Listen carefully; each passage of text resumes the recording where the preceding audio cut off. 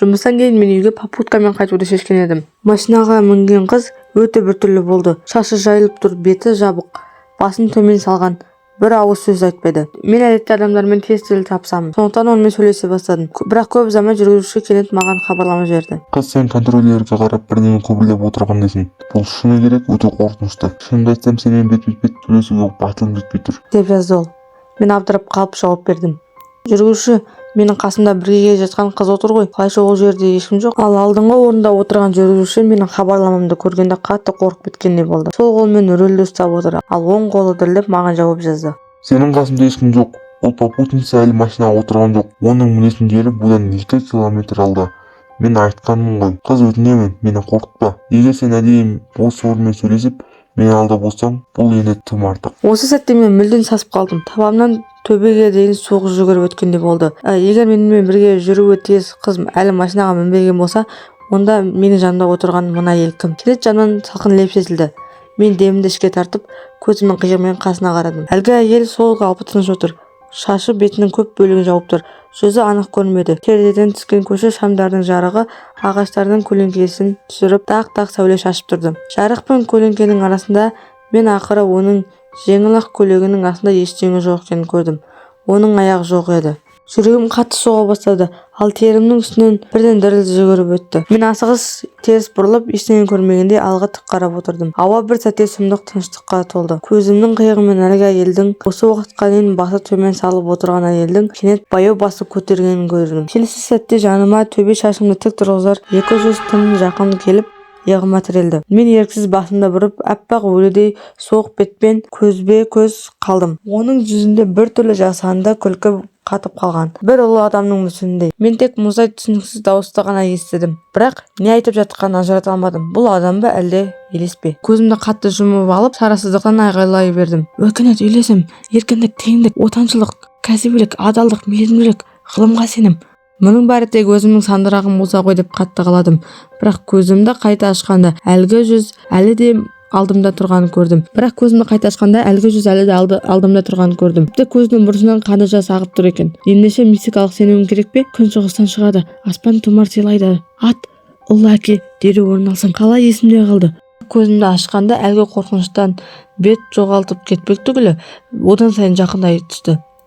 Өзімді ұстай алмай көліктің есігін бар күшіммен тарсылдата ұрып айқайладым. Жүргізуші, тоқтаңыз! Келесі сәтте жылаудың орнына қатты күлкі естілді. Көрермендер, бұл біздің бүкіл розыгрыштар тарихындағы ең керемет қатысушы. Мен шошып көзімді бақырайта ашып айналама қарадым.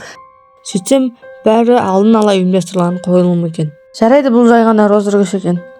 Жүргізуші де көлікті тоқтатып, артына бұрылып, құлап қала жаздағанша күле бастады. Қыз, сенің реакцияң керемет болды. Сиқырлы сөздер де, дұғалар да бар. Ха-ха-ха-ха. Қап, сендер мұны шынымен күлкілі деп ойлайсыңдар ма? Бұл енді шектен шығандық. Қыз, біз тек бәрін қызығырақ еткіміз келді. Өзіңді қалай шыққаныңды көрдің бе? Бұл шынымен керемет болды. Қазір тікелей эфирдегі көрермендер саны 10 мыңнан асып кетті. Сөйтіп ол маған телефонындағы тікелей эфирді де көрсетті. Түсірілім бұрышында қарағанда жасырын камера көліктің артқы көрініс айнасында жасалған екен. Сол сәтте эфирдегі шат жарылды. Бүкіл экран күлкіге толды. Ха-ха, бұл күлкілі. Эфирде осындай күлкілі заттар көп болсын. Ол айтқан сиқырлы сөзін мен танимын. Бұл интернетте өзін дауыс ретінде таныстырған кәрі алаяқ ойлап тапқан жалған дуалаулар екен. Ал осы қыз оған сеніп қалған. Ха-ха-ха. Қараған сайын күлкілі бола береді. Мен күлкіге толы экранға қабағым түйіп қарадым да, тағы да өзімді қорлағандай сезіндім. Осы сәтте сансыз көп пікірдің арасынан бір ерекше жазбаны байқап қалдым. Мен мұның бәрі жай әзіл деп ойлаппын. Маңдайға қарап жүзде тіршілік нышаны жоқ. Егер осы жол бері ары қарай жүре берсеңдер, екеуі де тірі қалмайды. Мұқият бір қолдаушы мұны байқап оған жауап берді. Сен не деп сандырақ тұрып отырсың? Бұл жақта 3 адам бар ғой. Ал әлгі адам тез жауап берді. Мен айттым ғой, бұл көлікте тірі тек 2 ғана бар. Осы сөзді оққаннан сәттен-ақ денем мұздап кеткендей болды. Ол көлікте тірі 2 адам бар дейді. Онда үшіншісі, бірақ ол кімді айтып отыр? Мен жүргізушіге де, жанымдағы қызды да қарадым. Бұл пікірді мүлде байқамағандай. Әлі де сәтті шыққан қалжыңға мәз болып жатыр. Сырттай қарағанда еш күдік жоқ сияқты. Бәлкім мен жай ғана олардың розыгрышынан қатты қорқып қалған соң, мына бір оғаш пікірге тым сезімтал қарап отырған шығармын. Қалай болғанда да үйге дейін бар жоғы 4 шақырымдай ғана қалды. Көлік қайта жүріп кетті. Бірақ көп ұзамай бір оғаштықты байқадым. Мен не болып жатқанын түсінбей отырғанда, көлік кенет қатты селк ете қалды. Мен қатты шошып кеттім. Жүрегім бірден алқымына тығылды. Жүргізуші асығыс тежегішті басып, өз-өзіне күңкілдей бастады. Бұл жол неге кенеттен осындай қиын болып кетті? Терезенің сыртындағы түнгі қараңғылық бұрынғыдан да қоюланып кеткендей көрінді. Кенет мені алда, шамамен 50 метр жерде қорқынышты кішкентай бір көлікті байқадым. Ол төртбұрышты, пішіні біртүрлі, тіпті артқы шамдары да жанбай тұр. Осы сәтте көлік тағы да селк етіп, бұл жол алдыңғысынан да қаттырақ сезілді. Денем алға қарай қатты еңкейіп кетті. Алдыңғы орындықта соғылып кете жаздадым. Жүргізуші де абдырап қалды. Ол рөлді қатты қысып ұстап отыр. Маңдайынан ұсақ-ұсақ тер тамшылары ағып кетті. Бұл не болып жатыр? Деп ойладым ішінен. Мен бұл жолмен талай жүргенмін, бірақ мұндай жағдай ешқашан болмаған. Жүрегіме кенеттен жаман бір сезім пайда болды да, тікелей эфирдегі әлгі қолданушының сөздері ойыма сап ете қалды. Мен үреймен жан-жағыма қарадым да, әлгі біртүрлі кішкентай көліктің бізге одан сайын жақындап қалғанын байқадым. Бұл жолы оны анық көре алмадым. Осындай кеш уақытта жолда неге ондай көліктер жүруі мүмкін? Кейде түнде жол жүргенде расында да шамдары мүлде сөнбейтін көліктер кездеседі. Олар тек көше шамдарының жарығына сүйеніп жүруге мәжбүр болады. Бірақ олар қазір барлық жүргізушілерге оңай емес. Оған сәл жақындасам өз фараларымен жолын жарықтандырып берейін. Бұл тым жұмбақ еді.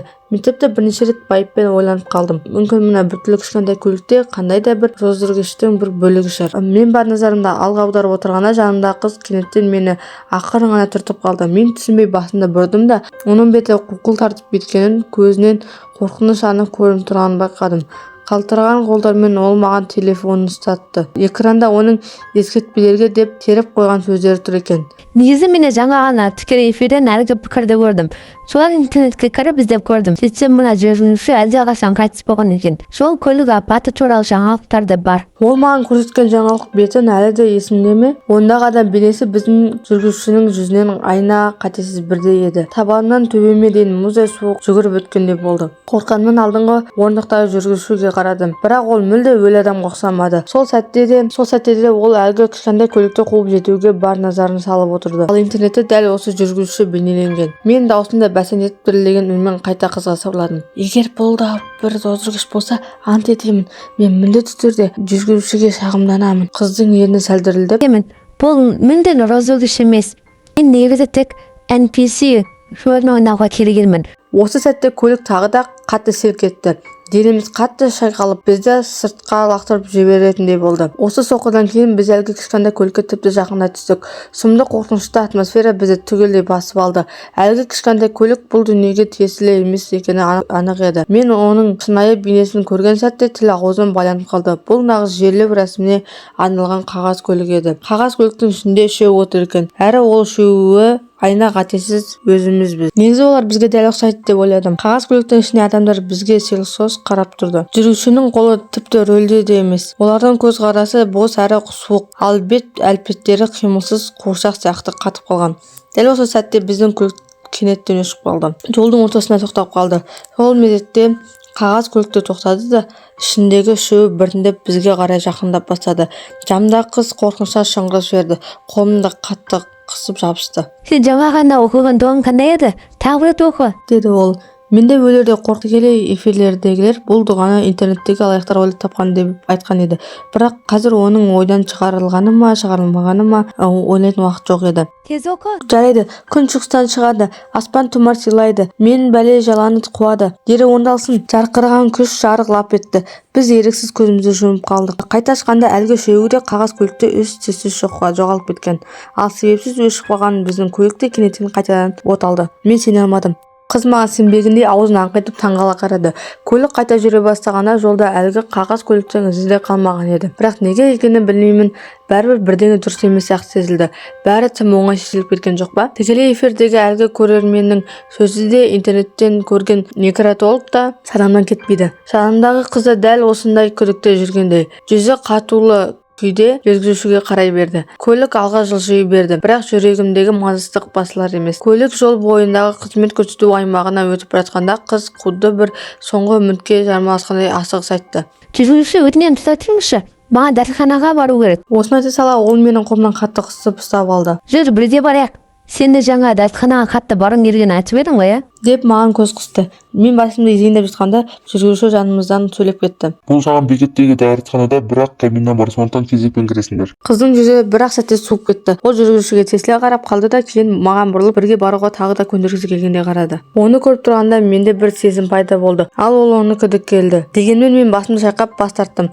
Қызда басқа амал болмағандықтан станциядағы дәретханаға жалғыз барды. Қыз кеткеннен кейін көліктегі атмосфера бірден шиеленісе түсті. Жүргізуші біраз үнсіз отырды да кенет маған бұрылып айтсалды түрде айтты. Бүгін біз көрініп тұрғандай қиын жағдайға тап болдық. Мен оның не айтқысы келгенін бірден түсінбедім. Сен айтып тұрсың, дедім мен. Оның жүзі күтпегендей байсалды болды. Сол қыз адам емес еді. Қап, NFC-де жалдауда қатаң тексеру жүргізбейтін менің кінәм. Енді көргенде сен де осыдан зардап шегесің. Менің ойым толық аралас тіркес болды. Мен соншалықты таңғалып бір ауыз сөз айта алмадым. Сол сәтте мен желкемді ұстап жүргізушіге бәрін айтуға бел будым. Сен өтірік айтасың. Шын мәнінде сен өлген едің ғой. Интернетте тіпті сенің некрологың бар. Деп мен телефонымды шығарып, ол некрологты тауып жүргізушіге көрсеттім. Жүргізуші некрологқа күрделі көзбен қарады да қалтасында жеке куәлігін шығарып маған ұсынды. Көрдің бе, мен өлмегенмін. Бұл менің ағам. Біз бірдей көрінетінбіз, сондықтан сен шатастың. Менің атым Вейчан, ал оның аты Вейшибин. Некрологтағы адамның атын дұрыстап қара. Оның сөзін естігенде мен қайта некрологқа қарадым. Шынымен де некрологта Вейшибин деп жазылған. Сол сәтте менің басым толық аралас тіркес болды. Кімге сенерімді білмедім. Егер тағы да видео шықсын десеңіздер, 10 лайкқа жеткізіп жасаңыздар.